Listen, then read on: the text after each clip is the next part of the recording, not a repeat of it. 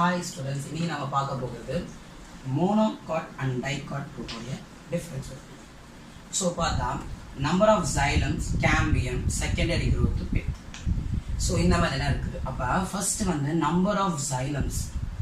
Number of xylems அதுனா dicotல வந்து tetrach. நீங்க உங்க டயகிராம் பாப்பீங்க. So அதுல வந்து பார்த்தா அந்த xylems இருக்குல, இந்த டயகிராம் உள்ள xylems இருக்குல. அந்த xylemsல பார்த்தா நீங்க வந்து ஒரு 4 டிவிஷனா பாப்பீங்க. அப்ப டெட்ரா ஓகேங்களா? அப்ப டெட்ராச் 4 டிவிஷன்ஸ் லைக். சோ அப்ப மோனோல பார்த்தா நீங்க வந்து பாலிஆர்ச். அப்படி பாலிஆர்ச் means many divisions in there. Xylem has a many divisions. So many circles in there are xylems. So that's only meaning that. So tetrach and polyarch ஓகேங்களா? நெக்ஸ்ட் வந்து cambium. Cambium means dial வந்து cambium is present in the one of this pot. So in dicot the cambium is present, the monocot that is absent. So that's one is saying that.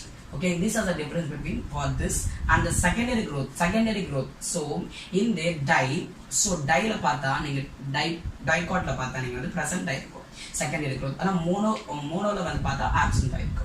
So அடுத்தது வந்து pith பார்த்தா pithum was part of this இந்த root. So diல பார்த்தா நீங்க இந்த pith வந்து பார்க்க முடியாது, absent ஆயிருக்கும். ஆனா monoல present ஆயிருக்கும்.